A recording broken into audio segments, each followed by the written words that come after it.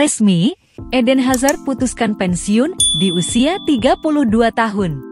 Sebuah pengumuman mengejutkan dibuat oleh Eden Hazard. Mantan penggawa Real Madrid itu memutuskan untuk pensiun dari dunia sepak bola. Hazard bisa dikatakan salah satu talenta terbaik yang dimiliki Lille, bersinar di klub Prancis. Lalu, ia mendapatkan reputasi yang besar saat membela Chelsea. Pada tahun 2019 silam, Hazard memutuskan pindah ke Real Madrid. Namun di musim panas kemarin, ia harus cabut dari Bernabeu setelah kontraknya tidak diperpanjang Al Real. Beberapa saat yang lalu, Hazard membuat pengumuman penting. Ia mengumumkan bahwa ia gantung sepatu dari dunia sepak bola. Melalui akun Instagramnya, Hazard mengumumkan bahwa ia tidak akan melanjutkan lagi karirnya sebagai seorang pesepak bola. Anda harus mendengarkan diri Anda, dan Anda harus bisa mengatakan berhenti di waktu yang tepat. Setelah 16 tahun berkarir dan melalui lebih dari 700 pertandingan, saya telah memutuskan untuk menyudahi karir saya sebagai pesepak bola. Tulis Hazard, saya berhasil mewujudkan mimpi saya, dan saya telah menikmati bermain di banyak stadion di seluruh dunia. Selama karir saya beruntung bertemu dengan para manajer, pelatih, dan rekan-rekan setim saya. Terima kasih atas waktu yang indah itu, dan saya akan merindukan kalian. Lebih lanjut, Hazard mengungkapkan rasa terima kasihnya kepada semua orang yang berpengaruh dalam karirnya. Ia berharap bisa melanjutkan tahapan berikutnya dalam karirnya. Saya juga berterima kasih kepada klub-klub yang pernah saya perkuat, LSD, Chelsea, dan Real Madrid. Saya juga berterima kasih kepada RBFI dan juga timnas Belgia, sambung Hazard. Sebelum memutuskan pensiun, Hazard sendiri sempat dikabarkan akan mencoba mengadu nasib di luar Eropa. Ia dikabarkan Sisi Takefusa Kubo, bahaya di lapangan. Tak diragukan lagi musim ini dimulai dengan sangat baik oleh Takefusa Kubo. Pemain asal Jepang itu punya awal musim yang luar biasa bersama Real Sociedad di dalam maupun luar lapangan. Take Kubo sudah mengalami banyak hal dalam hidupnya meski usianya masih muda. Tidak butuh waktu lama baginya untuk menonjol dan berprestasi di turnamen remaja bersama Barcelona FC saat masih muda. Sebelum ia kembali ke negara asalnya Jepang dan melanjutkan perkembangannya di sana.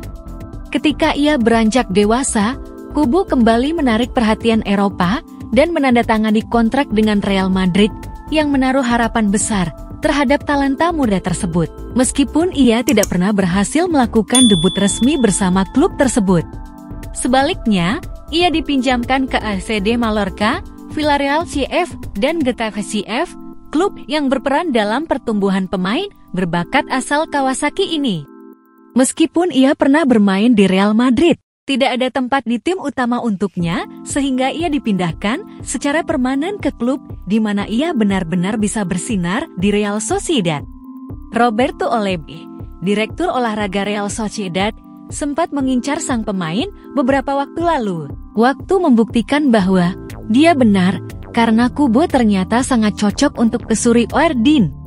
Ini adalah tim dengan aliran serangan yang luar biasa, dan dengan beberapa playmaker yang memiliki gaya permainan sepak bola yang sama dengan pemain sayap. Jadi tidak diragukan lagi ini adalah lingkungan yang lebih menguntungkan Kubo untuk berkembang. Musim lalu, ia menjadi pemain Jepang dengan gol terbanyak dalam satu musim di La Liga. Sebelum ia menjadi pencetak gol terbanyak Jepang dalam sejarah kompetisi di awal musim ini. Dengan 9 gol dan 7 assist musim lalu, ia menetapkan standar yang tinggi. Namun, musim ini, ia telah mengambil langkah maju dalam menunjukkan kualitasnya. Memulai dengan baik. Dengan menyumbang langsung 6 gol dalam 7 pertandingan di awal musim liga ini, itu adalah statistik yang menarik perhatian. Begitu pula dengan fakta bahwa ia mencetak 5 golnya dari perkiraan jumlah gol yang hanya 2,76%. Ini menyoroti bahwa ia telah menjadi pemain yang jauh lebih efektif di depan gawang. Sejak kedatangannya di San Sebastian, pemain sayap ini telah mengalami perubahan fisik yang jelas yang membuatnya menjadi lebih agresif dan lebih tahan terhadap kontak dengan bek lawan. Karena sebagai pemain sayap berkaki kiri yang sering menjadi starter di sisi kanan dan mampu bermain baik di lini tengah, serta karena perawakannya, Kubo berkali-kali disamakan dengan Lionel Messi. Bahkan, banyak orang yang menjulukinya sebagai Messi Jepang. Itu mungkin label yang berat, tapi sepertinya tidak membebaninya. Lazio si paling dramatis. Musim ini, Lazio telah beberapa kali meraih hasil secara dramatis. Teraktual, pasukan Maurizio Sarri melakukannya dalam laga kontra Atalanta di Serie A. Lazio menjamu Atalanta di Stadio Olimpico pada pekan ke-8 Serie A musim ini. Lazio menang dramatis dengan skor 3-2. Lazio unggul 2-0 terlebih dulu lewat bunuh diri Charles de Ketelaere menit 5 dan Valentin Castellanos menit 11. Namun, Atalanta bisa menyamakan skor jadi 2-2 melalui gol-gol Ederson menit 33 dan Sead Kolasinac menit 63. Lazio akhirnya menang berkat gol Matias Vecino di menit 83. Ini bukan pertama kalinya Lazio meraih hasil berkat gol yang tercipta di menit-menit akhir. Sebelumnya, Lazio juga melalui skenario serupa saat melawan Atletico Madrid dan Celtic di Liga Champions. Lazio menjamu Atletico Madrid pada matchday 1 grup Liga Champions 2023-2024. Pertandingan Lazio vs Atletico ini digelar di Stadio Olimpico, Roma, Rabu 20 September 2023. Lazio tertinggal setelah Pablo Barrios membobol gawang Ivan Provedel di menit 29. Atletico sepertinya akan keluar sebagai pemenang. Pasalnya, hingga menit 90, kedudukan belum juga berubah. Namun, lewat sebuah situasi corner pada menit 90 tambah 5, Provedel yang ikut maju ke depan sukses menanduk crossing Luis Alberto untuk mencetak gol penyama kedudukan. Gol kiper 29 tahun Italia itu ke gawang Jan Oblak yang praktis menjadi aksi terakhir di laga tersebut menyelamatkan Lazio dari kekalahan. Atletico dibuat patah hati oleh aksi heroiknya. Lazio bertandang ke Celtic Park pada matchday 2 grup Liga Champions 2023-2024, Kamis 5 Oktober 2023. Lazio menang dramatis 2-1. Lazio tertinggal setelah Kyogo Furuhashi membobol gawang Provedel di menit 12. Namun, Lazio bisa menyamakan skor lewat gol Vecino pada menit 29. Ketika laga sepertinya akan berakhir imbang, Pedro beraksi. Dia membungkam publik Celtic Park dengan mencetak gol kemenangan Lazio di menit 90 tambah 4. Pulang dari Skotlandia, Lazio bersiap untuk menjamu Atalanta di Serie A. Lazio menang dengan skenario yang hampir sama. Lazio menang berkat gol yang tercipta di penghujung laga. Lazio lagi-lagi meraih hasil secara dramatis. Saat melawan Celtic, Vecino mencetak gol penyama kedudukan. Melawan Atalanta, Vecino menyarangkan gol penentu kemenangan di menit 83. Top skor AS Roma, Romelu Lukaku, 7 gol. Musim ini, AS Roma mendatangkan Romelu Lukaku dari Chelsea dengan status pinjaman. Striker 30 tahun Belgia ex-pemain Inter Milan itu membayar kepercayaan Giallorossi dengan ketajaman di depan gawang. Roma dijamu oleh tim promosi Cagliari pada pekan ke-8 Serie A musim ini, Minggu 8 Oktober 2023. Roma memenangi laga di Unipol Domus ini dengan skor 4-1. Roma memimpin 4-0 terlebih dulu melalui gol-gol Houssem Aouar menit 19, Romelu Lukaku menit 20 dan 59. Serta Andrea Belotti menit 51. Cagliari hanya bisa mencetak 1 gol hiburan lewat penalti Nathan Nandes pada menit 87.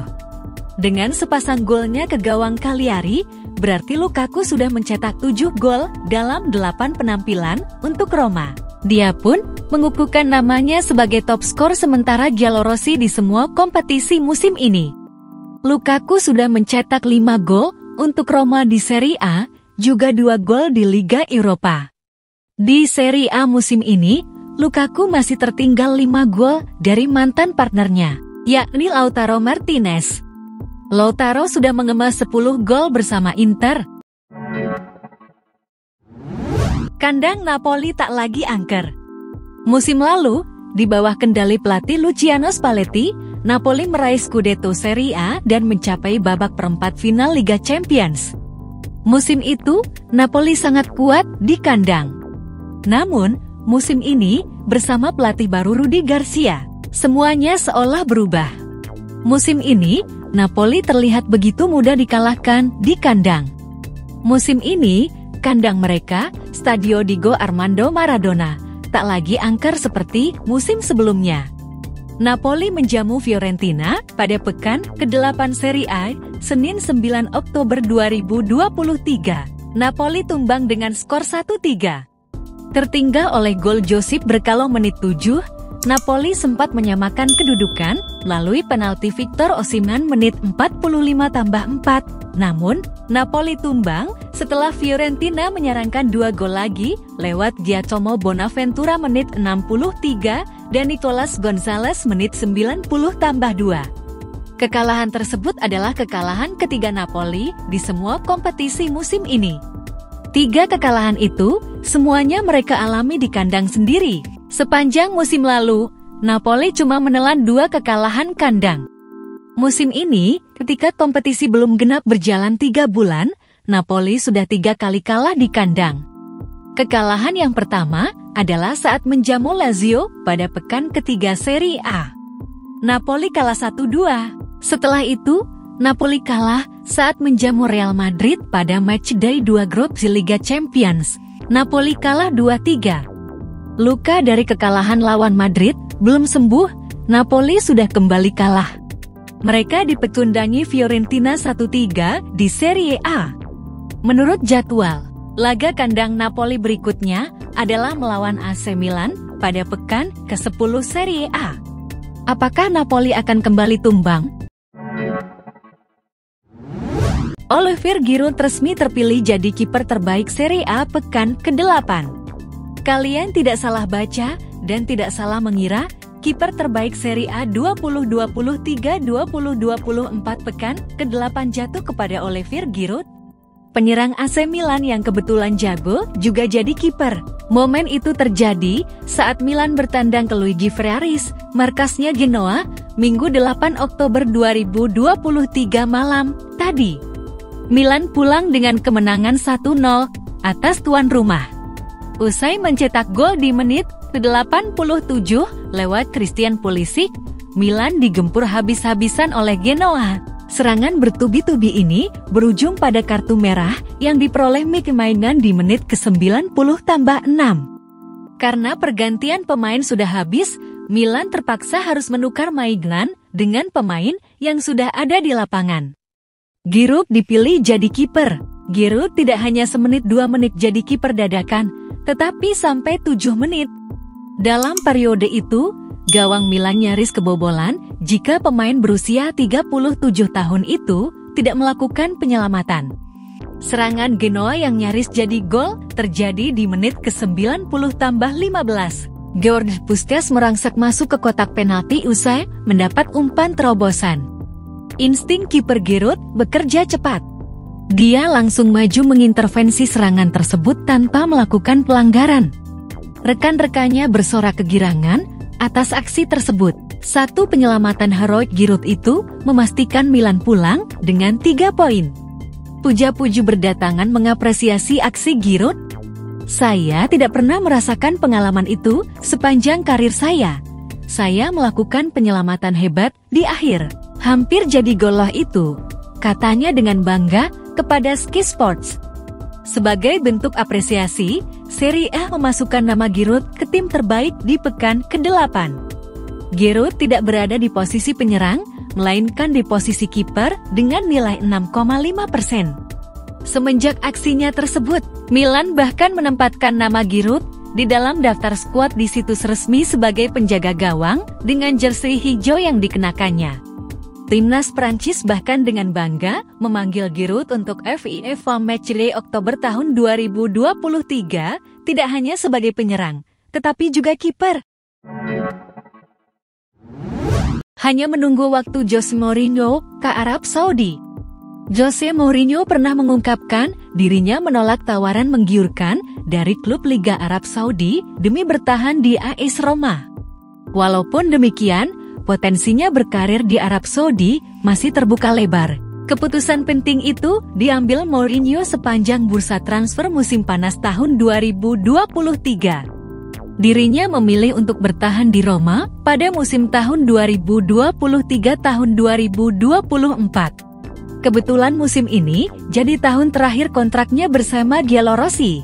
Mourinho merasa ingin memberikan sesuatu yang lebih dari 2 musim pertamanya. Sejak ditangani Mourinho, Roma mencicipi 2 final kompetisi Eropa secara beruntun. Pertama, juara UEFA Europa Conference League tahun 2021 tahun 2022.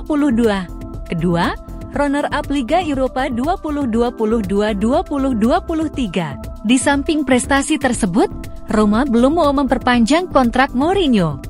Sang manajer harus memberi pembuktian lagi di tahun terakhirnya, tidak hanya kesetiaan. Di saat manajemen butuh kepastian, Roma malah oleng. Awal musim ini seperti bencana bagi Roma dan Mourinho karena diselimuti tren negatif. Jika tidak segera membaik, Mourinho bakal dipastikan hengkang di akhir musim. Atau bahkan bisa lebih cepat karena dipecat. Mourinho tampaknya tenang-tenang saja dengan ketidakpastian karirnya di Roma. Dirinya sudah melihat kepastian kemana dirinya akan melatih berikutnya. Saya akan pergi ke Arab Saudi. Saya sudah diyakinkan bahwa pada akhirnya saya akan bekerja di sana, kata dia di MBC Egypt TV. Saya masih belum tahu pasti kapan, tetapi saya yakin pasti akan terjadi. Saya juga akan dengan senang hati mengambil kesempatan itu.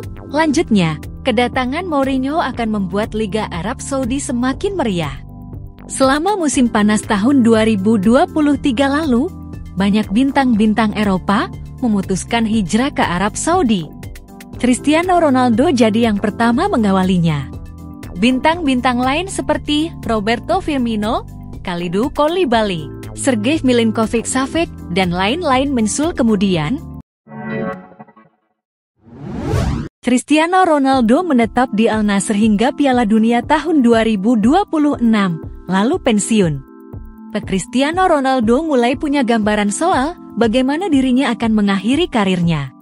Ronaldo berencana baru akan pensiun setelah Piala Dunia tahun 2026. Ronaldo, yang sekarang berusia 38 tahun, mulai terus diberondong dengan pertanyaan, kapan akan pensiun? Di mana akan pensiun? Dan sebagainya. Beberapa waktu yang lalu, Ronaldo menjawab bahwa dirinya baru akan gantung sepatu ketika kaki-kakinya sendiri yang memberitahunya. Nah, baru-baru ini muncul sebuah laporan dari Arab Saudi mengenai rencana Ronaldo. Dirinya masih akan terus bermain setidaknya hingga usia 41 tahun. Jurnalis Sally Al-Harbi melaporkan, Ronaldo telah bertemu dengan manajemen Al Nassr soal kemungkinan dirinya mau memperpanjang kontrak. Ronaldo, yang didatangkan pada awal Januari tahun 2023 lalu, memiliki kontrak hingga tahun 2025. Kontrak ini rencananya akan diperpanjang hingga tahun 2027. Ronaldo mengincar Piala Dunia tahun 2026 sebagai partisipasi terakhirnya. Ajang tersebut pula akan jadi kesempatan terakhir Ronaldo juara dunia bersama Portugal. Sebab selama ini, Ronaldo hanya kurang 1 trofi untuk melengkapi pencapaian individu dan tim sepanjang karirnya.